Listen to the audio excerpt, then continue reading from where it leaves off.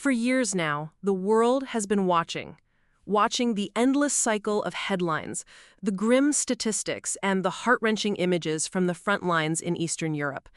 The fog of war is thick, but something else has become just as dense: the fog of diplomacy. We've heard the same talking points, seen the same failed negotiations, and watched as the conflict in Ukraine has devolved into a brutal war of attrition, funded by a seemingly endless river of American taxpayer dollars. But what if the established way of thinking is wrong?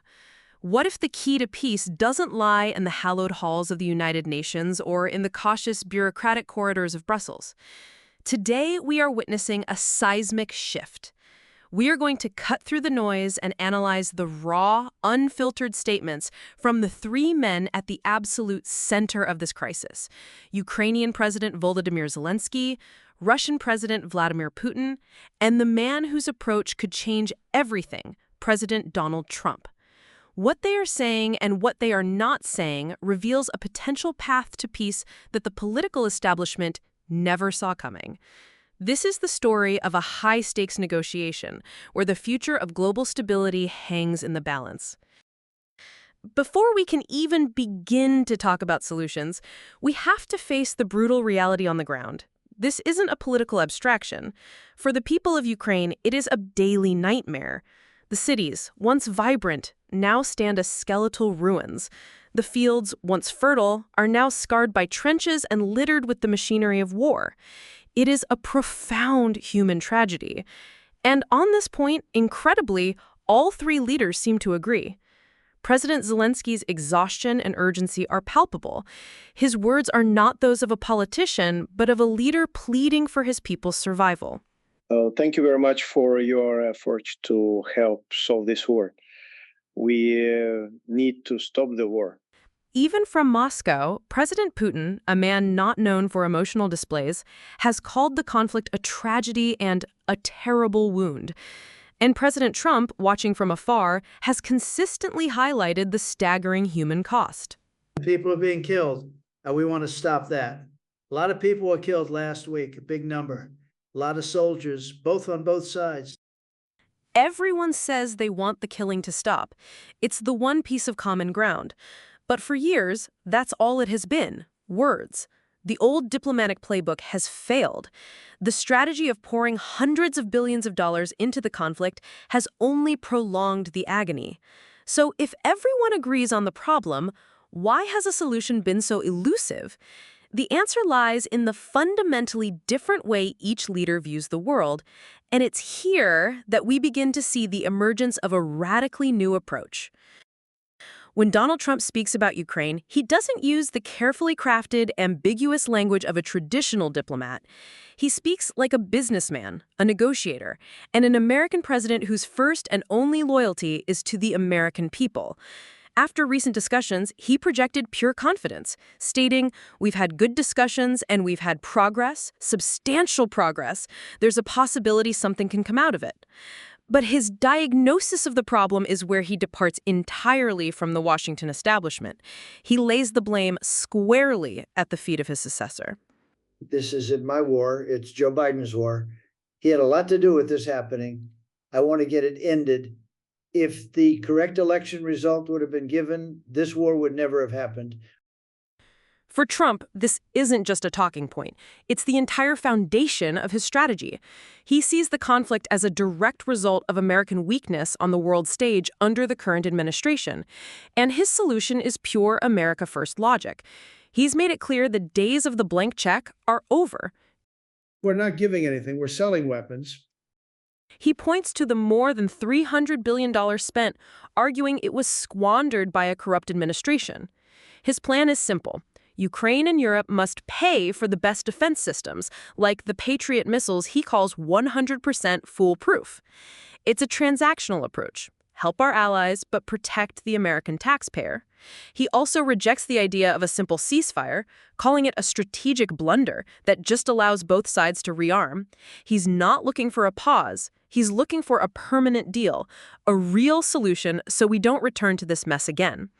And in a move that shows his unique blend of personal and political diplomacy, Trump revealed that the First Lady, Melania Trump, personally penned a letter to Vladimir Putin. Driven by her great love of children and the heartbreak of the images on television, she made a direct human appeal to end the war, an appeal he says was well received. And for those who say he gets sidetracked when he brings up issues like mail-in ballots or crime in Washington, D.C., you have to understand the Trump doctrine. To him, it's all connected. He believes that corruption and weakness at home projects weakness abroad, inviting the very chaos he is now trying to clean up. It's a holistic worldview. A strong America at home is the only thing that can guarantee peace abroad. Now, let's turn to Moscow. For years, the relationship between the U.S. and Russia has been in a deep freeze, reaching what President Putin himself called the lowest point since the Cold War. He spoke of the 4 years without a single summit, a diplomatic void that allowed tensions to fester. But in his recent discussions with Donald Trump, the tone was entirely different. Putin described the talks as constructive and held in an atmosphere of mutual respect. He spoke of the historical ties between the two nations, even referencing their shared fight in World War II. He stated plainly that it was time to move from confrontations to dialogue. He acknowledges that for a lasting peace, Russia's, quote, legitimate concerns about security must be addressed. But then he said something that the mainstream media has been desperate to ignore, something that validates a claim President Trump has been making for years. Putin was asked directly about Trump's assertion that the war never would have happened if he were in office. When President Trump is saying that if he was the president back then, there would be no war, I am quite sure that it would indeed be so. I can confirm that. Let that sink in. This is not a Trump rally. This is the president of Russia confirming on the world stage that the strength and diplomacy of a Trump presidency would have prevented this entire catastrophic conflict. Putin attributed this to the, quote, very good businesslike and trustworthy contact he established with President Trump. It's a stunning admission that completely reframes the entire debate. It suggests that this isn't just about weapons and territory. It's about respect, strength, and the power of personal negotiation. The lighthearted exchange about meeting next time in Moscow, to which Trump chuckled, might seem trivial, but it signals a direct and open channel of communication that has been dangerously absent for years. And caught in the middle of these two geopolitical giants is Ukraine.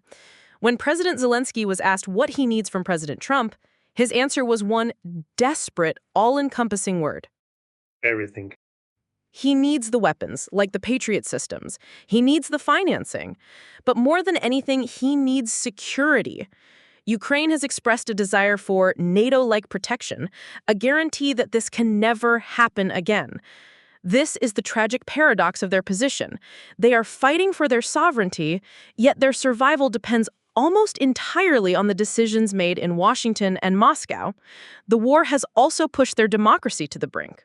When asked about holding elections, Zelenskyy confirmed he's open to it, but stated the obvious challenge. We need to work in parliament because during war you can't have elections. It's a stark reminder that this fight is not just for land, but for the very continuation of their way of life. President Trump has made it clear that after his talks with Putin, he would debrief NATO and President Zelenskyy, saying that any final deal is ultimately up to them. But the reality is the framework for that deal is now being forged by a new, powerful diplomatic force, leaving Ukraine in the precarious position of having to navigate a path to peace that is no longer being dictated by the old guard. So, where does this leave us? For years, the world has been stuck in a single narrative, a single failed strategy. What we are seeing now is the emergence of a viable alternative. President Trump's approach is unapologetically America first. It's transactional, it's direct, and it refuses to be bound by the diplomatic niceties that have achieved nothing but a prolonged war. He sees the conflict through the lens of American strength, national interest, and a negotiator's desire for a definitive, lasting peace. President Putin, while defending his own nation's interests, has sent an unmistakable signal to the world. There is one American leader he respects and believes could have averted this war. His stunning confirmation provides a foundation of credibility for a new round of negotiations. And President Zelenskyy, leading a nation battered but unbowed, is looking for a lifeline, a path to survival and security that the old alliances have failed to provide.